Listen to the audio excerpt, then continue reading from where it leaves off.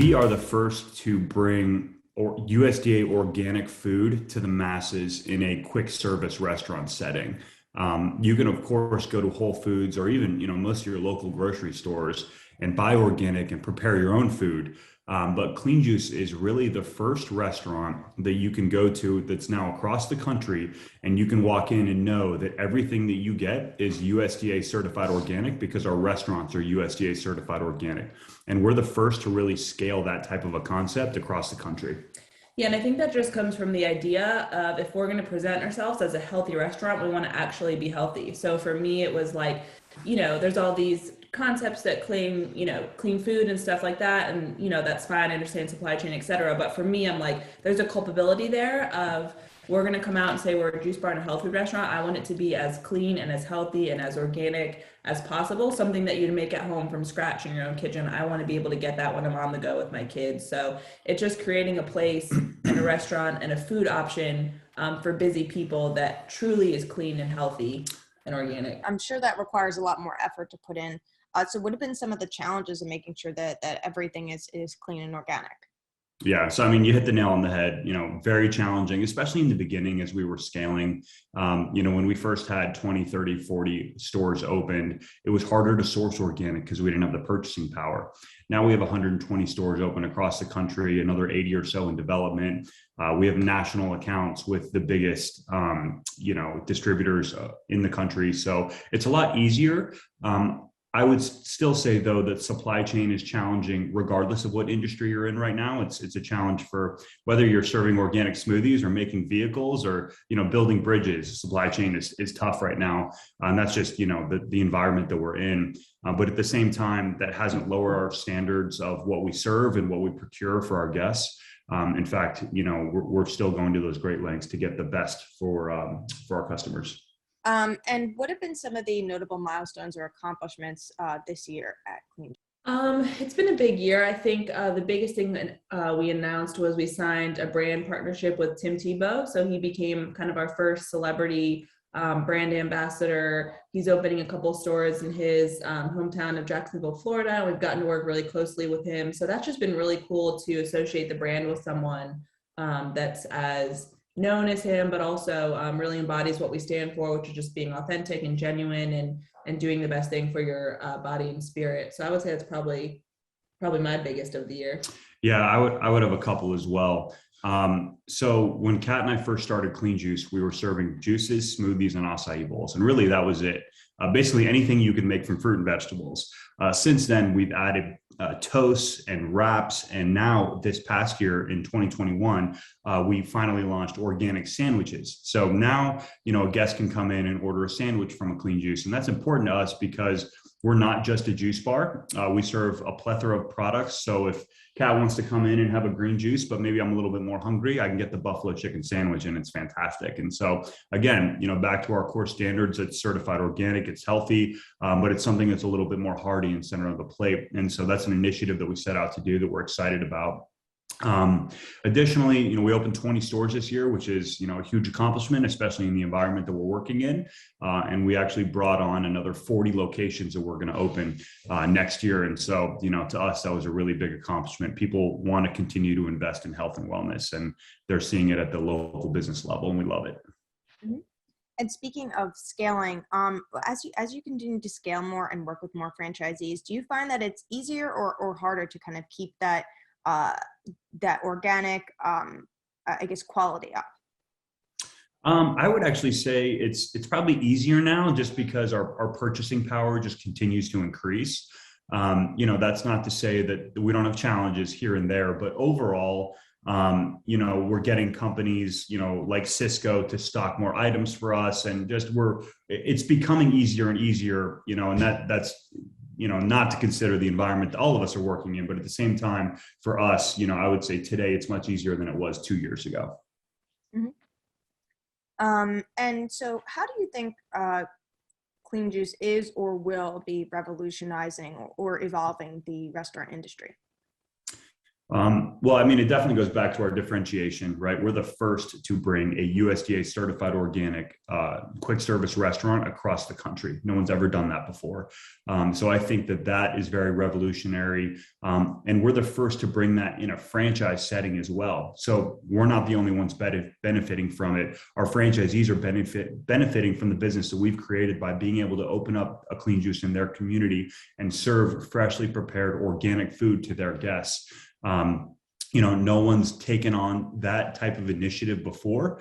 There's been certainly challenges and bumps and bruises along the way, but it's been incredible. And I do think that Clean Juice will be studied, and Clean Juice is going to be really an example of what it means to actually have a truly healthy restaurant that is scalable. People think fast food and they automatically think burgers and grease and just really gross food. Honestly, they don't think about health and wellness. I think that Clean Juice is going to set the standard for what it means to have a truly healthy, fast, organic concept, because no one else has done it before. And I do think that people are going to start to think about fast food in a different way. Fast food doesn't have to be gross. It can be clean and it can be healthy. Well, I think it just allows the consumers to show what they want, right? It's kind of like, nobody really knew that people wanted organic food until Whole Foods came, and then Whole Foods was exploding and people were spending their dollars there. So now you go to Walmart and there's huge organic sections, so the consumers are having an opportunity to now just say, I'm busy, I want prepared food, but I want it to be clean, healthy, and organic. And that's why we've been successful. So I hope that continues to grow and that there's more and more options for just cleaning up our food in general. And I don't think it has to be as severe as, we're certified organic and we're all clean, because we understand how hard that is. But, maybe your local breakfast place starts serving free range eggs, or just little changes so that they know that there are customers out there that they want their food to be healthy, and they're going to frequent you and visit you if you offer those clean options. Yeah, for sure. And it sort of seems like the last time we spoke, you guys used the word lifestyle a lot. And I'm curious, what is the difference between kind of growing and expanding a regular restaurant, or in this case, juice brand, and promoting a healthy lifestyle among franchisees and customers? I think that there's a certain passion that comes with lifestyle, right? Going to Clean Juice, we call it, it's much more similar to going to a gym than it is to visiting your favorite kind of local restaurant. And I say that because Clean Juice, at Clean Juice, people are able to get products that they can consume every single day and feel really good about the products that they're buying and the fact that they're making improvements in their health and wellness. It's the same reason you go to a gym, right? It's to exercise and to work out, and you feel good about that decision. And so we just have a very kind of select group of franchise partners and guests that come in that are super passionate about health and wellness, about, really getting the best products. And I think that leads to, a brand that they want to represent. And so, for us, it's really important that that lifestyle component is there. And that's why we sell a lot of merchandise and, things like that people, they want to rep the brand. And it's more than just, a restaurant, I would say.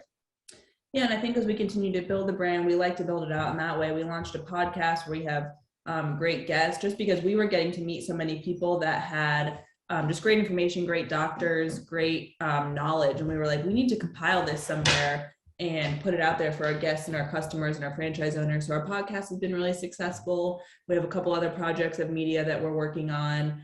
And we just try to create that family feel. Even when you go in the store, like the manager knows most people's names and orders and stories and kids. And it's just, it's a cool little family community, which I don't think that you necessarily get in other food establishments. And you seem to have little fans as well. Yeah, 5. Oh, wow. And something that's another differentiator for the brand that we saw is that you guys grew the franchise base so quickly. So how were you able to do that? I think it was a mixture of, good timing, the fact that we were truly differentiated.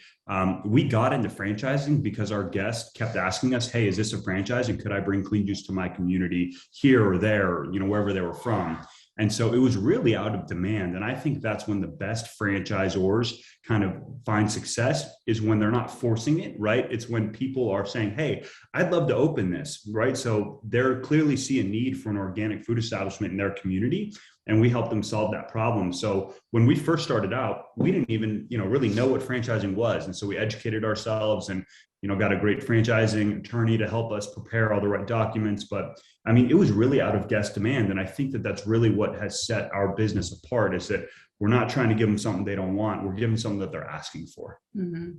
And we did all of our franchise sales internally. Landon has a sales background and a development background from real estate. So that worked really well for us, that we could just, we naturally kind of were able to do it ourselves. And I actually think that was helpful too. Like there wasn't a middleman, and it was kind of this early kind of growing fun company, and you got to meet and get to know Landon and myself really well, and you weren't working with brokers and stuff. So I don't know that that's the path for everyone, but it worked really well for us. Mm-hmm. And you just touched on that, but what would you say is your relationship with your franchisees, and what do you look for in a franchise partner? So I think our relationship is great. We did a franchise business review where third party kind of came in and said, hey, how's your franchisor do? And, we really over-indexed on everything and just did a great job on that. So that was, our franchisees not telling us, but telling a third party, hey, I really like working with my franchisor, which was important to us. That was the first year we did that, and we scored very high, so we were very excited about that. And, I think that when we're looking for franchisees, we're looking for people who, of course, we want them to be passionate about profit and passionate about making money and supporting their families, but we also want them to be passionate about health and wellness. We want them to be passionate about building their business, not just investing in it. So, being in the store and talking to their guests and getting to know their team members is really, really important to us. So we actually do require that they spend a decent amount of time in their stores as they build them. Because we found that the owners who are most involved are the most successful. Mm-hmm. Yeah, I would say, we work really well with owners that own, 1 to 3 locations. Like Landon said, are really involved in their store, obviously know all their staff, know their customers are there. And that's what seems to be working for the brand right now. It's a brand with a lot of heart and a lot of passion behind it. So we aren't necessarily in that stage where, we're selling 50 units to a developer in Kansas. We're still small, and we've had 3 discovery days in the last few days, and Landon and I sit and meet with them, and we have coffee. We get to know them for a while. Then they go throughout their day, and they end their day having dinner with some of our team. So it really still is kind of homey and intimate and personal. And we like that for where the brand is now. And seems to be kind of smart and careful growth then. Yeah. Even though, it is fast. We've just kind of from the beginning, we put the pieces in place to make sure that our franchisees are supported. We probably, in the industry have the biggest home office team in terms of a franchisor of where we're at from a unit count perspective.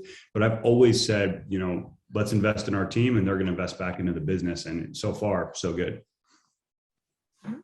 And could you talk a bit about your numbers this year, sales growth and et cetera?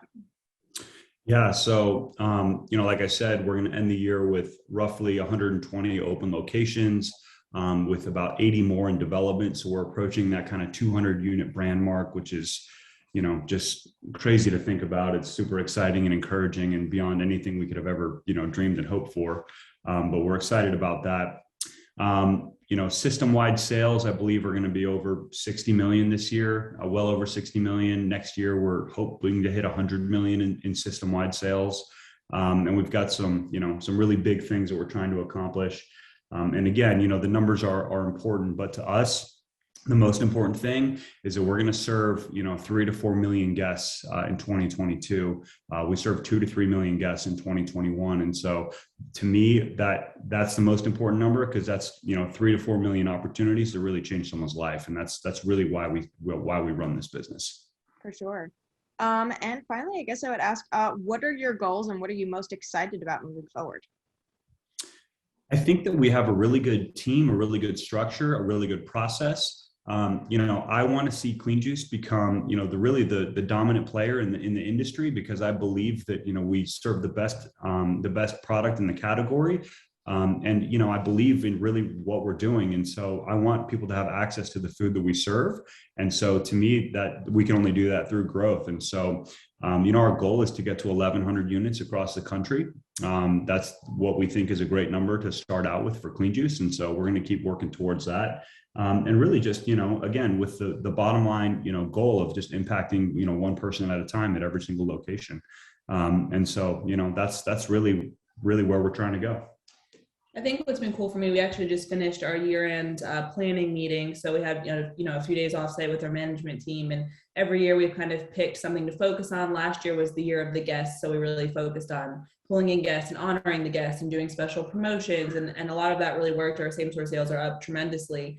So we're going to, pull some stuff from last year to next year, but the next year's focus is going to be the year of the Juicerista, which we call our employees the Juicerista. And we're really just going to focus on how we can keep and retain them, honor them, train them better, make sure operations in the store are tightened up. So this whole next year is really going to be focused on how we can make store operations easier for our franchise owners and our employees. And I think that's going to be really cool. We've seen that we really succeed in what we put our focus on for that year. So I think it's going to be great just to make the food industry can be so difficult and it can be so chaotic and hard. So whatever we can do from a corporate level to make their lives easier, we're going to do this year. So I'm excited for that.